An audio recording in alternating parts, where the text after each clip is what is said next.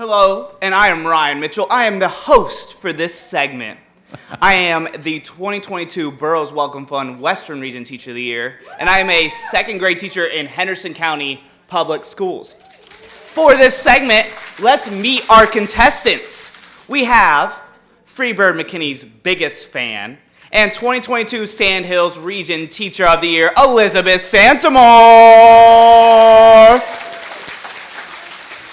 We have everybody's favorite pro wrestler and 2022 Wells Fargo Sandhills Principal of the Year, Antonio Covington. And we have the three-time dancing champion off of one singular move, and 2022 Burroughs Welcome Fund North Carolina Teacher of the Year, Leah Carper. Ms. Santamour, will you please step to the mic? I would love to. Will you tell us something about us that we don't know? Okay, so... And why are you taking the Child Hunger Challenge? So little known fact about me, which is becoming more widely known, is that when I attend something, I am known to make a shirt to represent the message that we should be conveying while we are with it. So, I did whip this up on Monday night to prepare for this event. So I'm glad to be here with all of you who have the same vision as me. One thing that I've learned this year, as I've been a Regional Teacher of the Year, is the importance of using our story to impact kids and their trajectory. So I was a free lunch kid, but unlike many of the stories that you've heard today and you will continue to hear, I didn't know. My mom filled out that paper and turned it in at the school before I was ever even told about it.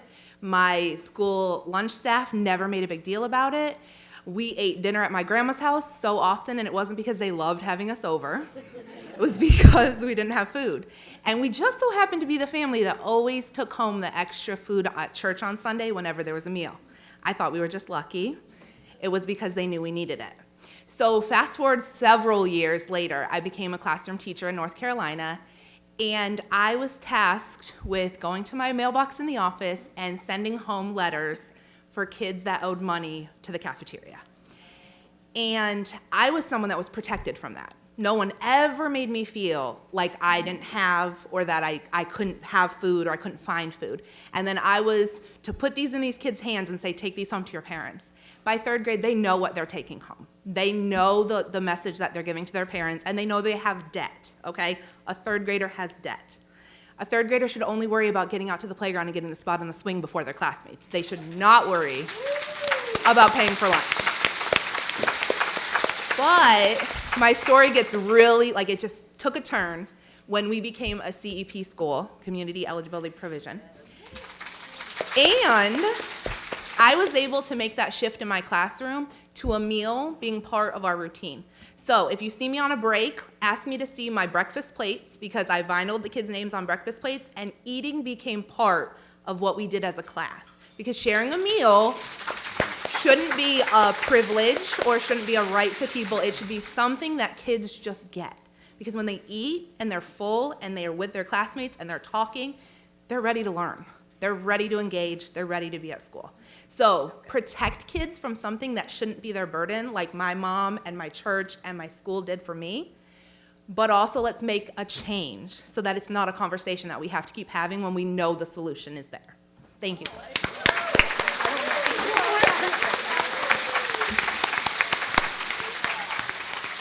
Antonio Covington, or better known as Cov, why are you taking the Child Hunger Challenge? Well, I just want to set the record straight. The only reason I became Principal of the Year is because I was able to hire this Teacher of the Year.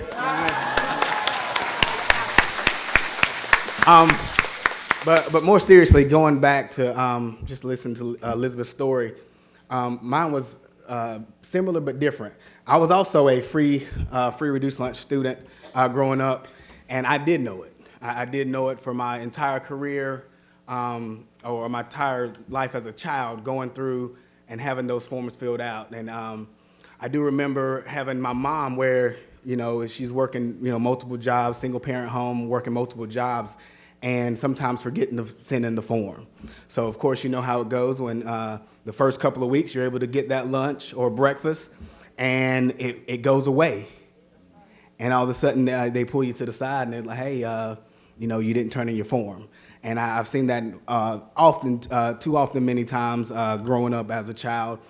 But then I learned how to fill out the form myself. That is one thing. I would fill out the form, and I was the oldest of 3 siblings. I learned how to fill out the form myself, and all Mom had to do was sign it. And the thing about it, you learn as being a principal, a lot of times, parents and principals and the people at the school or teachers will kind of prejudge parents. Oh, the parents that don't come to the PTO, they don't care, or they didn't come to the parent-teacher conference, they don't care.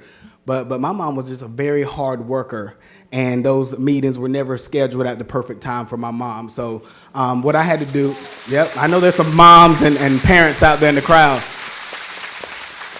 So it was never my fault that we were, $100 under the line, to be eligible for free or reduced lunch. So what I did is I learned how to do the form, and it took care of me, my brother, and my sister. So had I not learned how to do the form myself and just get Mom to sign it, that took care of my hunger, my brother's hunger, and my sister's hunger. And you know how it goes, all the research and social emotional needs that go along with students that are hungry. They made a word out of it. They call it hangry. You go to school hangry, and you wonder why we have a lot of social emotional issues coming through school. So I've seen this conversation from both sides of the table. Went from being a student that was in the program to being a teacher who talked to students about making sure, hey, that lunch form is important. Let's get that form back in.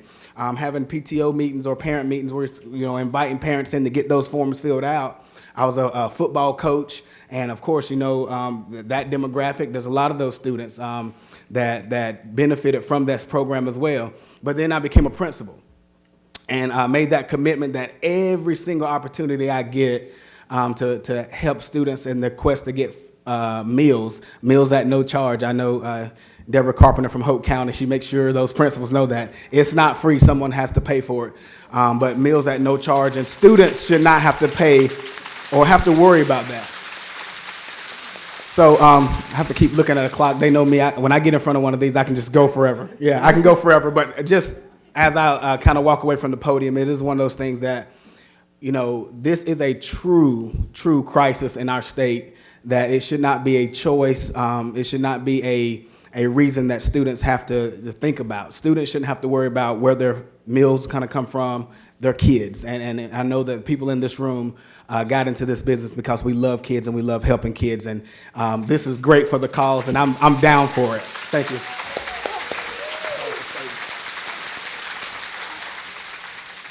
Oh, Leah Carper. Hi. Please tell us something about you that we don't already know. Well, let's see here. When I was young, I was a member of a bike gang. At least that's what our neighbor told us. So my brothers and I, every day in the summer, we would ride our bikes through our neighbor's backyard. In fact, we would ride our bikes 2 miles to an elementary school that was serving free lunch. And then we would ride 2 miles back home, unassisted by any adults. That would never happen now, right? And every morning we'd get up and we'd go, and she'd be sitting on her back porch smoking her cigarette, drinking her iced tea, and she'd be like, there goes that biker gang again. Where are you going today? And what I didn't tell her was, I'm spending my 4 hours a day in the summer of my childhood getting food. I'm driving my bicycle across railroad tracks to be fed. That's how I'm spending my summer. And part of that sounds sad, but part of it is also I'm really grateful for that. I had 4 rambunctious brothers, and if they didn't have a job to do, they would find something to do.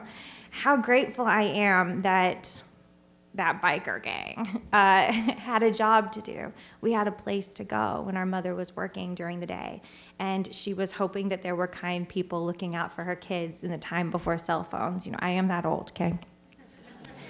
So I was part of a biker gang, and I'm grateful, I'm proud.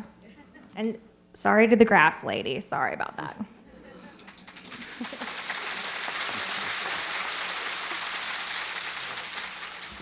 And Leah, Yes. why are you taking the Child Hunger Challenge? So when I was in high school, I was on reduced lunch. Do you guys know how much reduced lunch costs? 40 cents. It's a quarter, a dime, and a nickel. And every morning, my mother would lay out 5 sets of quarters, dimes, and nickels on the kitchen table. And we would pick up our 40 cents. And as a 9th grader, it was humiliating to be poor. I didn't want anyone to know that. I wanted people to think that I was, just like everybody else. And so I remember squeezing my money in my hand, hoping that no one would see it when I would walk through the lunch line every day and I would be paying significantly less than others. Well, one day I dropped my money on the ground like an idiot, and I picked it up and then quickly hid it again. But it was noticed. When I went to the line, I typed in my lunch number. The cafeteria worker was so good about not saying how much money you owed, which I was forever grateful for that. And that day, I just handed the money over, and she said, "Thank you." And Ethan, behind me, he's not cute. I looked him up on Facebook. Yeah, cheer for that. This guy said, Leah did not give you enough money. Leah only gave you 40 cents. I saw exactly how much money she had in her hand. She owes you money. He thinks that he's a hero here, but really he is terrible in my mind, right? And the cafeteria worker jumped at the opportunity to rescue me. I was shrinking, holding my beautiful Friday pizza plate, and she rescued me. She said, "Oh, actually, that's not true. She gave me too much money. Here's your change." And she gave me back my quarter, my dime, my nickel. And yeah. And I think about, as educators and as people who have power, how important it is that we find opportunities to rescue. When are there people who need us, who are shrinking inside, who feel shame that they shouldn't have to feel? How many opportunities can we have as educators to take the child hunger challenge, to take the initiative to be a rescuer? And that is why I am taking the child hunger challenge.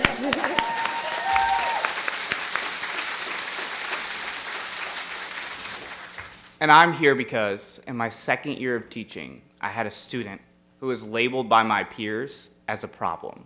He had disruptive behaviors and was below proficiency, when in all actuality, all he needed was a little food in his stomach. Through no-cost food for families, and through a couple extra snacks, that kid's life changed forever. He became a student who was performing well above average, and all those disruptive behaviors disappeared. So we encourage you to tell your story. Tell the story of your students, tell the story of your district, and use that story to amplify the voices of the 1.5 million students that we serve in our public schools in North Carolina today. Thank you.